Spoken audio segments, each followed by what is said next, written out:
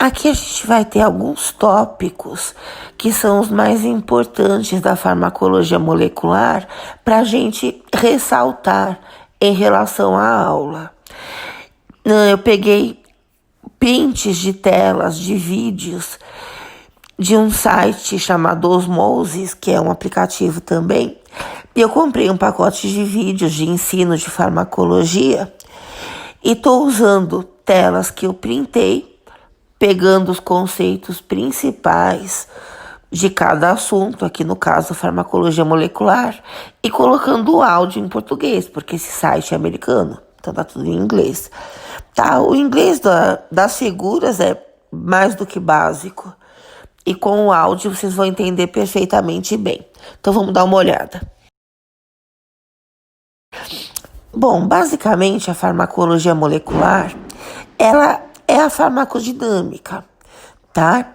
Que estuda o quê? Que estuda os mecanismos de ação dos medicamentos, como uma droga interage com moléculas do organismo, gerando um efeito, tá? Então você vê aqui na esquerda as drogas utilizadas nas mais diversas formas, nas mais diversas vias de administração, dentro do organismo, atuando aqui, olha, do lado direito, em moléculas da célula, tá? Tanto aqui receptores de membrana, que é a maior parte das drogas, quanto dentro da célula. Esse azulzinho aqui é uma célula.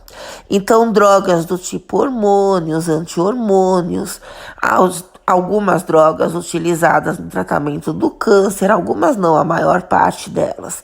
Embora algumas atuem em receptor de membrana, grande parte delas ainda atua apenas no núcleo, no DNA, no RNA. Aqui a gente já vê alguma daquelas controvérsias que eu já falei para vocês. Para os bioquímicos, que certamente é o caso de quem escreveu esse resumo, receptor é qualquer alvo molecular, tanto dentro da célula, olha, inside the cell, quanto na membrana.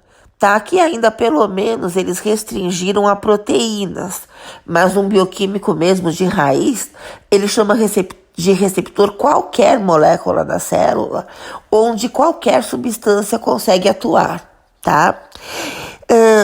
Mas não, pra gente, na farmacologia, receptor é o receptor de membrana, esse que está desenhado aqui do lado direito, olha, esse azulzinho, proteína de membrana virada para fora da célula, onde substâncias atuam, essas bolinhas são as substâncias, tá? Gerando na célula um efeito ou não, tá? A célula pode entender que tem uma substância perto do receptor e responder, ou ela pode não entender e não responder, tá?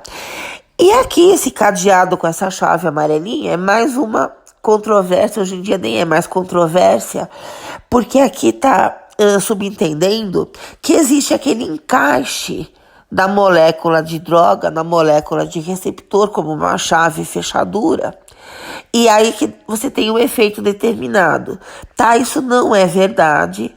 As pessoas acabam mostrando esse tipo de desenho para ficar mais fácil a compreensão. Você imagina uma molécula de droga se encaixando no receptor e dando origem a algum processo dentro da célula, tá? Isso não acontece a não ser que você queira matar essa célula. Então, quando você coloca uma substância qualquer, uma molécula, e ela se encaixa no receptor, ela se liga a ele quimicamente, ela não vai desligar mais. Então, esse receptor vai parar de funcionar. E se você fizer isso com a maior parte dos receptores da membrana da célula, você mata ela. Então, existem algumas poucas drogas que têm essa ligação covalente mesmo, essa ligação química no receptor. Que tipo de droga? Aquela que você usa para matar algum organismo invasor. Então, drogas que você utiliza para tornar a célula fisiológico, ou seja, para corrigir um defeito, você não tem esse encaixe, tá? É que as pessoas acabam mostrando essa analogia de chave e fechadura porque fica mais fácil do aluno entender, tá? Mas não é por isso que isso está correto, não tá? Então não existe esse encaixe, tá bom? Mas existe uma modificação que a molécula de droga faz na molécula de receptor. Existe uma interação, mas não é esse encaixe, essa reação química, tá? Vejam, aqui eles mesmos já colocam a realidade, ó. O cadeado aqui da direita, com a chave, ela não está encaixada. Embaixo está escrito, olha, nenhuma droga é 100% específica, ou seja, não existe encaixe.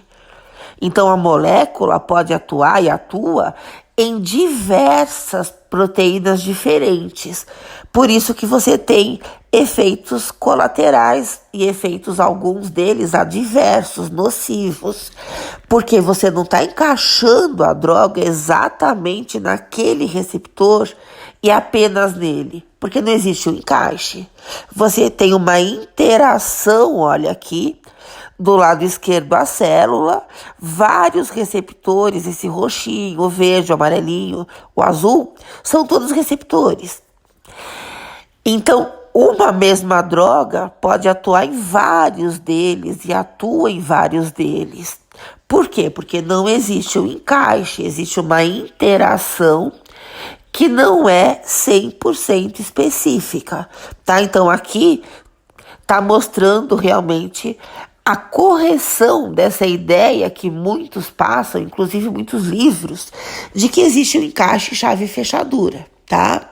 Existiria um encaixe químico, uma reação química entre duas moléculas, não é o caso.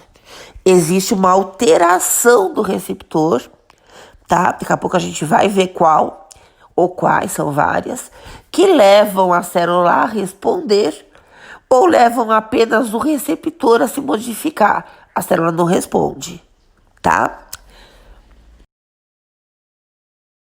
Com base no que a gente viu, uma substância vai até o receptor dela, tá? Que é uma proteína virada para fora da célula, onde substâncias conseguem interagir. Quando a substância interage com o receptor e a célula entende e responde a isso, a substância chama-se agonista, que é essa da esquerda. Agonista é aquele que age, tá? Quando você tem uma substância exógena, ou seja, uma droga que age no receptor e a célula responde, é porque existe uma substância que o organismo produz, que também age naquele receptor, dando esse mesmo tipo de resposta. Ou seja, drogas agonistas, drogas são substâncias exógenas. Elas sempre aproveitam o caminho de substâncias que o próprio organismo produz. Então, para o organismo funcionar, agonistas que são produzidos dentro desse organismo agem nos seus receptores e a célula vai entender e vai responder. Tá? E esse é o funcionamento fisiológico do organismo. Quando você tem um defeito e algumas células estão respondendo a menos do que deveriam, tá? Então você tem um déficit de funcionamento, você vem com drogas, com substâncias exógenas, que são agonistas daqueles receptores, onde a substância do organismo não está atuando como deveria, está atuando a menos, tá? Então, drogas agonistas mimetizam ou imitam a ação de substâncias que a gente produz no organismo. Ligande aqui, ó, ligand, são ligantes endógenos, substâncias que o organismo produz que ativam algum processo dentro da célula. Então, existe uma ativação. Por outro lado, aqui do lado direito, a gente tem substâncias que agem também no receptor do agonista. Só que elas não permitem que a célula responda. Então, são substâncias que modificam o receptor. Do mesmo jeito que o agonista faz, o antagonista também faz. Ele muda o receptor, só que de uma maneira que a célula não entende. Então o agonista muda o receptor, isso chama-se ação. E a célula responde, isso chama-se efeito. Outras substâncias, que são os antagonistas, também têm ação, eles também mudam o receptor, só que a célula não entende. Só que uma vez que esse antagonista mudou o receptor, o agonista já não consegue mais agir, tá? Então ele tem ação, ele muda o receptor, só que ele não tem efeito, a célula não entende essa mudança e não responde. Só que enquanto ele estiver lá presente, o receptor vai estar mudado de um jeito que o agonista não consegue mais atuar, tá? Por isso que elas se chamam antagonistas, são anti-agonistas. Esse tipo de antagonismo chama farmacológico, tá? Por quê? Porque farmacológico significa que ele age no mesmo receptor do agonista. Bom, a gente acaba falando só antagonista porque é só o farmacológico realmente que a gente tem em termos de drogas, tá? Mas a rigor precisaria dizer antagonista farmacológico. Bom, coisa que a gente não faz. Sempre que a gente fala antagonista, a gente está querendo dizer esse tipo de droga aqui, da direita. Drogas que agem no mesmo receptor do agonista, isso é fundamental. E que não permitem que esse agonista atue, tá? E outra coisa fundamental é que o antagonista não tem efeito. A célula não responde a ele. Ele tem ação. O receptor responde, o receptor se muda, se modifica. Isso é uma ação. Só que não existe efeito, porque a célula não entende, não responde. Efeito é a resposta da célula. Ação é a resposta do receptor. É a modificação só do receptor. Aqui a gente tem um outro tipo de antagonismo mais importante, além do farmacológico, que é esse que a gente acabou de ver, que é o antagonismo fisiológico. Ele chama fisiológico porque é ele que o organismo utiliza para se equilibrar, tá? Como é que ele funciona?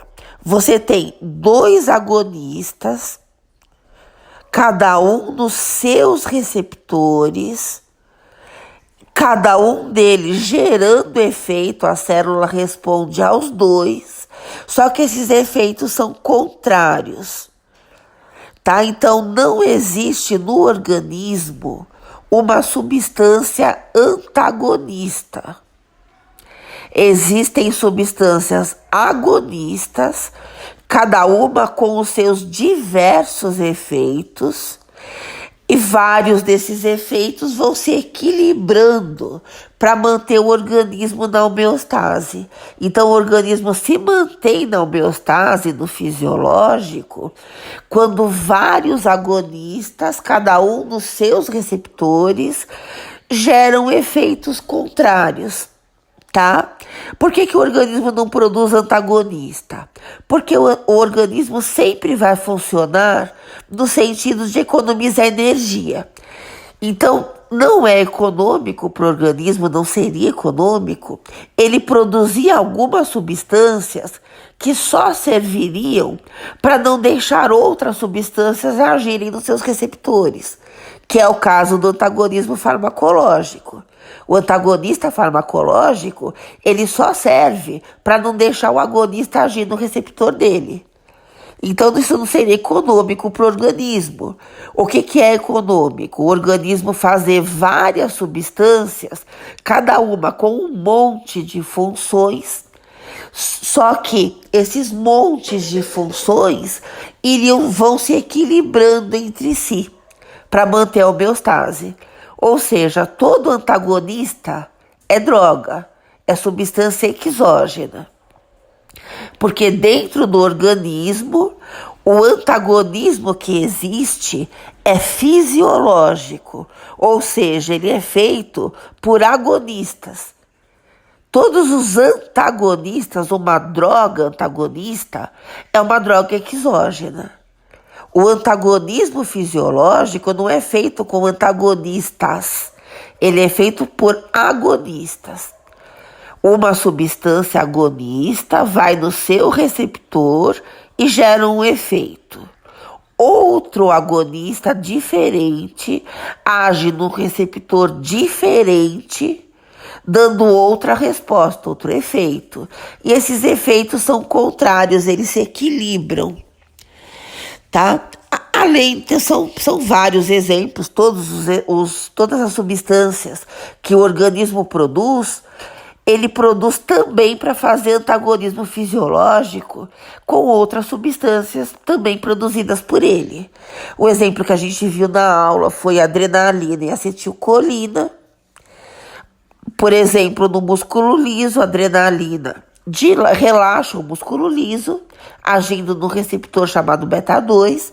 A acetilcolina contrai o músculo liso, agindo no receptor chamado M2. Aqui a gente tem outro exemplo, epinefrina e adrenalina, tá? São sinônimos. Fazendo antagonismo fisiológico com a histamina.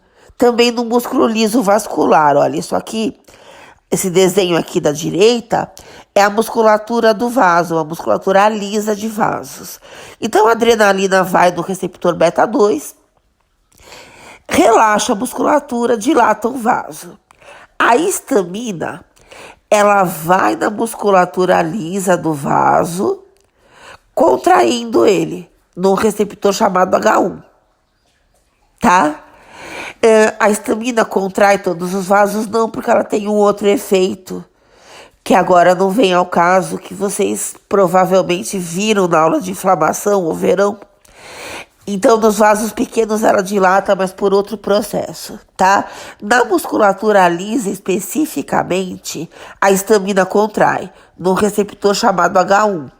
A adrenalina vai no receptor chamado beta-2 e relaxa, tá? Então, antagonismo fisiológico. Bom, por que a substância, chegando ao receptor, alterando esse receptor, gera um efeito dentro da célula? O que acontece para a célula entender que tem alguma coisa ali perto do receptor mudando esse receptor? É o que a gente chama de acoplamento estímulo-resposta. Tá? Aqui a gente existem 3 tipos, mas só 2 são importantes para nós, que são os tipos de acoplamento entre o estímulo e a resposta, dependendo de como é o receptor. Primeiro, acoplamento direto. O que é acoplamento direto? É quando o receptor é um canal iônico, tá? Então, aqui a gente tem esse receptor do desenho, olha. Ele é uma proteína, como os receptores de membrana todos são. Mas essa proteína forma as paredes de um canal iônico. Esse desenho aqui do meio, olha, embaixo do ligante, da palavra ligante. O receptor, a proteína, forma as paredes de um canal iônico. Quando o agonista dele chega, muda a conformação dele e, no caso aqui do exemplo, mudando essa conformação, faz com que esse canal iônico se abra, tá? E íons entrem na célula, tá? Então, aqui a gente tem, por exemplo, canais de sódio, canais de potássio, canais de cloreto, tá? Como a gente viu na aula, por exemplo, um receptor da acetilcolina que a gente tem no músculo esquelético, chamado nicotínico. Então, vamos imaginar que seja esse que está desenhado aqui. Então, nesse desenho da esquerda, acetilcolina é a bolinha verde. Isso que parece um anticorpo aqui amarelo é o receptor nicotínico, tá? De novo, ressaltando para vocês que aqui tá desenhado como se ele tivesse, como se a acetilcolina estivesse encaixando no receptor, ela não encaixa, tá? Ela age aqui de fora, ela vai mudar a conformação desta proteína, que é esse que parece um Y amarelo, tá? Um Y ou um anticorpo, enfim, é um receptor, tá? Como é uma proteína, ela tem aquela estrutura terciária, então ela muda a conformação, que vai levar a esse estado aqui de baixo, olha, que é um canal iônico. Esse receptor nicotínico da acetilcolina é um canal de sódio. Quando a acetilcolina age nele, muda a conformação, esse canal se abre, sódio entra na célula, por exemplo, do músculo esquelético, do músculo esquelético, e esse sódio vai fazer aquela despolarização, vai mudar o potencial dessa célula e vai abrir os canais de cálcio, o cálcio vai entrar, tá? E vai contrair o músculo. Bom, então, acoplamento direto, quando o receptor é um canal iônico. A mudança de conformação dele pelo agonista abre o canal ou fecha o canal, depende do receptor, e esse já é o efeito, essa já é a resposta. Você aumentar a permeabilidade iônica da célula, então vão entrar íons na célula ou vão sair, depende.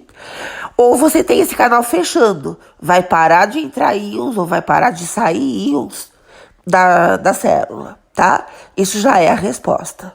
Quando é um antagonista, ele muda também a conformação do receptor, só que essa mudança de conformação não vai nem abrir nem fechar o canal. Se o canal estava aberto, ele continua aberto. Se ele estava fechado, ele continua fechado. Só que existe uma mudança de conformação, porque o antagonista tem ação. Ação é essa mudança conformacional do receptor, mas ele não tem efeito. Então não existe nem abertura do canal, nem o fechamento. A maior parte dos receptores não é um canal iônico, tá? Então não opera por esse acoplamento direto. A maior parte dos receptores, eles operam por segundo mensageiro. Então são receptores, são proteínas de membrana, tá? Encostadas em proteínas G. Então aqui no desenho, olha, o verde é o agonista, o roxo é o receptor.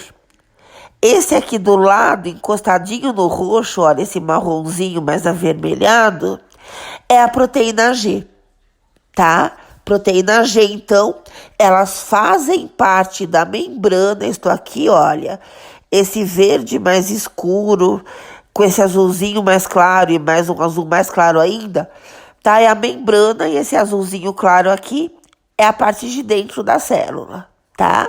Então, o receptor é uma proteína de membrana virada para fora.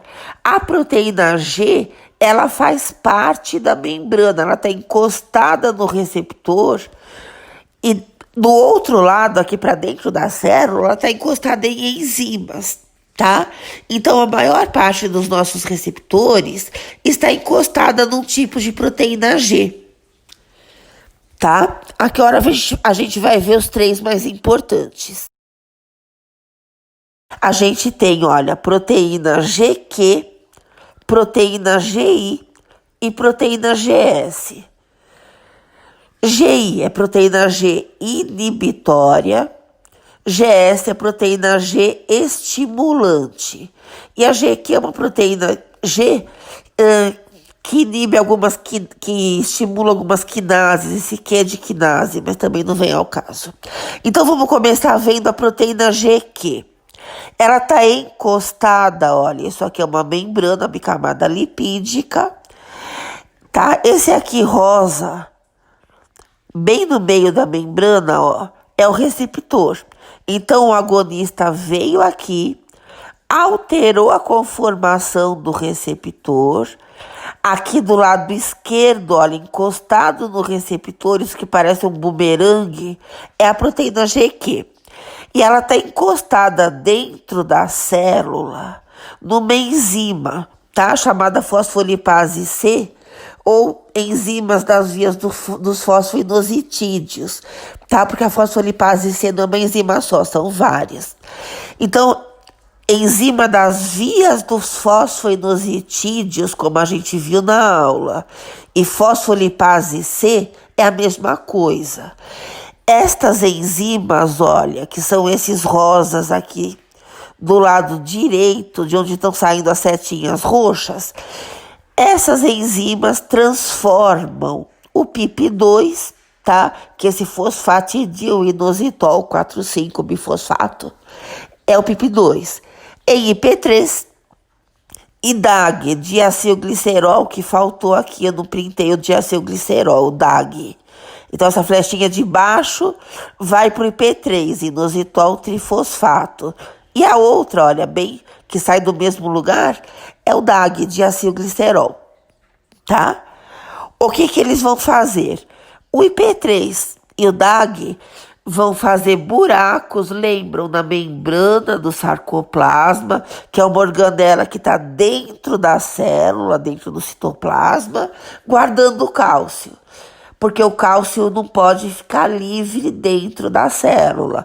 Cálcio livre no citossol é sinal para a célula de sofrimento. Então, a morte celular sempre começa num acúmulo de cálcio livre no citossol, tá? O que é citossol? Citossol é o citoplasma solúvel, é a parte água do citoplasma, que você tem os íons todos ali, as proteínas todos dissolvidos, tá? Citoplasma é tudo, é o citossol, mais as organelas, tá? Então, mitocôndria, sarcoplasma, lisossomo, Golgi, tá? Tudo isso tá dentro do citoplasma. Só que não é citossol. Citossol é a parte solúvel, a parte de substâncias que estão dissolvidas na água do citoplasma. Então, cálcio livre no citossol é um sinal de sofrimento celular, de morte. A célula não quer esse cálcio livre. Na hora que você aumenta o IP3 e o DAG, tá? Via proteína GQ alterada pelo receptor, que foi alterado pelo agonista, pela droga, tá? Você vai ter esse IP3, esse DAG, furando o sarcoplasma, o cálcio vai sair de dentro do sarcoplasma e vai ficar livre. A célula quer? Não. O que ela faz? Ela pega duas proteínas, calmodulina e troponina, e liga nesse cálcio. Tá? Essas proteínas ligadas no cálcio, esse complexo que elas formam com ele, vai ativar processos metabólicos dentro da célula. E é essa a resposta. A célula vai responder, tá? Porque o metabolismo dela foi estimulado por essas proteínas ligadas ao cálcio, que foi liberado no sarcoplasma, quando o IP3 e o DAG furaram a membrana desse sarcoplasma, tá? Então, esse é o efeito de drogas agonistas em receptores que operam por proteína GQ, que estão encostados em proteína GQ, tá? Quando é antagonista, como sempre, você vai ter alteração de conformação do receptor, só que a proteína G não se altera, ela não entende que o receptor está mudado. Então, dentro da célula não acontece nada. Não aumenta IP3 e DAG, não fura o sarcoplasma, não sai o cálcio, tá? Não vai ter resposta nenhuma. As outras duas proteína G estimulante, proteína G inibitória, olha, GSGI, elas atuam por alteração de uma outra enzima, que é a adenilato ciclase. A GQ atua nas enzimas da via dos fosfoinositidídeos, tá? Que são as fosfolipases C. Aqui a GS e a GI não, elas estão encostadas numa enzima chamada adenilato ciclase, olha, a C. O que ela faz? Ela vai ciclar o adenilato. Então, quando ela está estimulada, ela transforma ATP em AMP cíclico. Aqui dentro da célula, esses verdinhos, olha, o ATP virando AMP cíclico, tá? Então o agonista vai no receptor dele, bom, também proteínas de membrana virada para fora da célula, etc. Esse receptor vai mudar a sua conformação. Essa conformação alterada estimula a proteína GS. Essa proteína GS estimula a adenilatociclase, porque ela é G-estimulante, tá? Isso vai aumentar o AMP cíclico. E esse AMP cíclico é que vai estimular o metabolismo da célula, tá? Então, receptores que operam por proteína GS, que estão encostados em proteína GS, têm o efeito, tá? Provocado dentro da célula pelo aumento de AMP cíclico, por um estímulo de metabolismo. Os receptores que estão encostados em proteína GI trabalham do mesmo jeito, só que essa proteína GI ela é GI inibitória. Então, o agonista muda a conformação do receptor, ele muda a conformação da proteína GI, e essa conformação da proteína GI alterada pelo receptor, ela inibe a adenilatociclase, ela é uma proteína GI inibitória. Inibindo essa enzima, você não vai aumentar o AMP cíclico. Então, a resposta da célula é uma diminuição do metabolismo. Veja que são todos efeitos agonistas. Como que eu sei que é um efeito agonista? Porque ele acontece dentro da célula. O antagonista muda o receptor. Só que a proteína GS ou a proteína GI não entendem isso, elas não se modificam. Então elas não vão fazer nada com a enzima. O AMP cíclico, se estava aumentado, ele continua aumentado.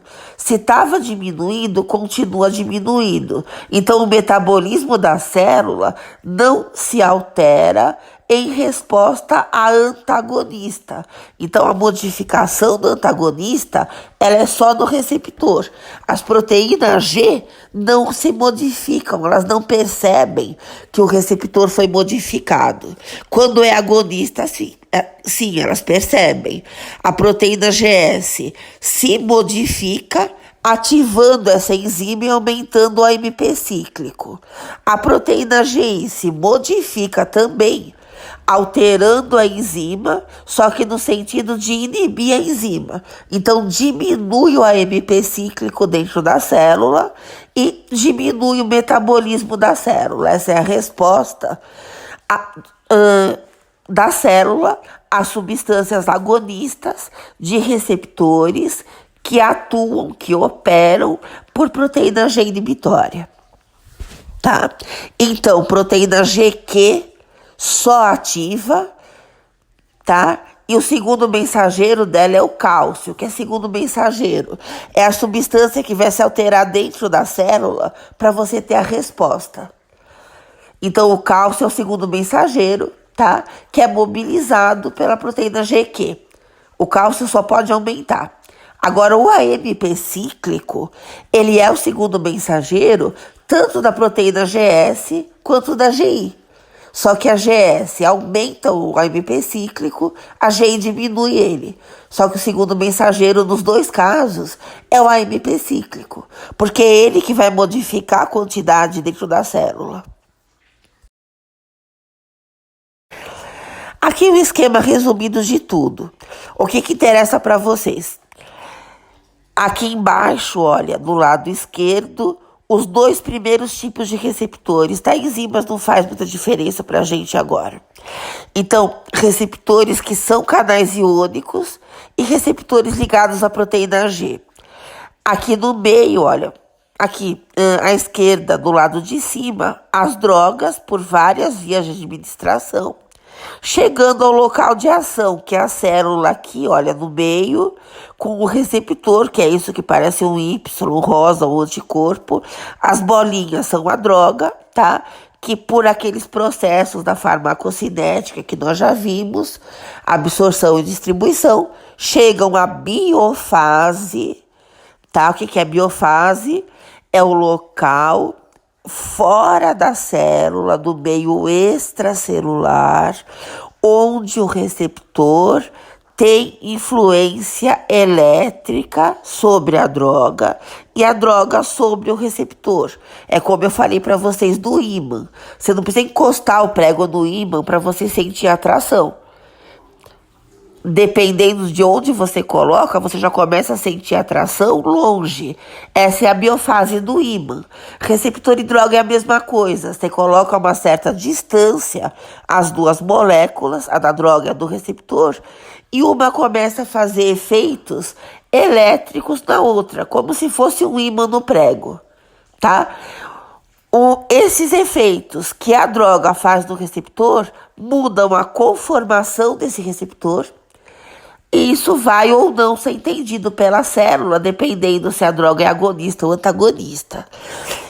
Aqui no desenho, dentro da célula, também tem uma bolinha amarela, olha, lá no núcleo, mostrando drogas que agem dentro da célula, tipo hormônios, tipo drogas que a gente usa em câncer, tipo anti-hormônios, antagonistas de receptor de hormônio, mas não vem ao caso pra gente aqui, tá? O que interessa pra gente agora, realmente, são receptores de membrana, porque a maior parte das drogas age em receptores de membrana, seja como agonista, seja como antagonista, tá? Aqui do lado direito, olha, as características. Especificidade, que a gente viu que não é absoluta, então uma mesma droga pode agir em vários receptores e age em vários receptores. Afinidade. Afinidade é a maneira matemática da gente quantificar a ação. Então, o que é a ação da droga? É a capacidade de mudar o receptor, tá? Isso matematicamente é chamado afinidade, constante de afinidade. Quanto maior a afinidade, mais capacidade a droga tem de mudar o receptor. Atividade intrínseca, não se fala mais sobre isso, se fala de eficácia. Também não vamos entrar nisso porque isso é quantitativo. Mas eficácia, olha aqui embaixo, tem a ver com o tamanho do efeito. Afinidade tem a ver com o tamanho da ação. Eficácia tem a ver com o tamanho do efeito, tá? Existe uma relação entre afinidade e potência, não aqui, não atividade intrínseca, tá? Isso aqui tá errado. Potência, que é a quantidade que você precisa para gerar efeito, existe uma correlação com afinidade, mas também nada disso vem ao caso agora. O que vocês têm que saber?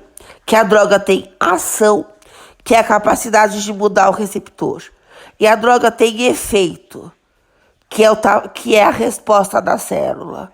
Quando você vai calcular matematicamente ou medir, você chama a ação de afinidade, aí você mede constantes de afinidade, cada droga tem as suas, e você mede a eficácia, que é o tamanho do efeito, que é a capacidade de fazer a célula responder.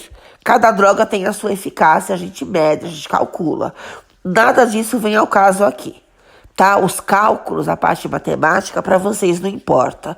Só importa para farmacêutico e num grau bem menor para o médico, tá? Então, o que vocês têm que saber é o que é ação e o que é efeito, tá bom? Como se vocês forem estudar em livros, vai estar lá afinidade e eficácia. Então, eu já introduzi para vocês o que é. Afinidade é a medida matemática da ação, capacidade de alterar receptor. E eficácia é a medida matemática do efeito, capacidade da célula responder à alteração do receptor. E esse esquema é o mesmo não, é outro esquema falando a mesma coisa. Então, afinidade, olha, mudança no receptor, então como a substância, quão fortemente a substância altera o receptor. Aqui tá liga, binds, mas a gente já viu exaustivamente que não é liga, tá? A gente fala liga para o aluno entender melhor, mas não é. É a capacidade de alterar a conformação do receptor. Quanto maior a afinidade, maior a potência, tá? Então, existe uma relação entre afinidade e potência, tá bom? No sentido de quê? De medir quanto a substância, quanto a droga, agonista ou antagonista, enfim, consegue alterar um receptor. Então, tanto o agonista quanto o antagonista têm alta afinidade, eles conseguem mudar o receptor, tá? Então, a ação de um agonista e a ação do antagonista naquele receptor são as mesmas, tá? Embora a medida da afinidade seja diferente, a gente mede, cada droga tem a sua, tá? Mas tanto o agonista quanto o antagonista tem ação, muda o receptor. Aqui a atividade intrínseca, que já não se chama mais assim, por vários motivos, que também não vem ao caso agora, hoje em dia a gente chama só de eficácia. O que é eficácia? É o tamanho do efeito, tá? É o quanto aquela célula conseguiu responder à presença da droga e à ação dela no receptor. Então a droga muda o receptor. Isto é uma ação. O tanto que a célula entende essa ação é o efeito, que medido matematicamente a gente chama de eficácia. Cada droga tem a sua eficácia e são todas diferentes, tá? Entre as drogas, tá bom? Então, assim, a eficácia é o tamanho do efeito. A afinidade é o tamanho da ação. Agonistas e antagonistas têm ação, mas só agonista tem efeito, porque a célula não responde ao antagonista. Então, a eficácia do antagonista é sempre 0, tá? A do agonista não, cada um tem a sua eficácia, isso a gente mede, calcula, enfim, mas aqui também não vem ao caso agora.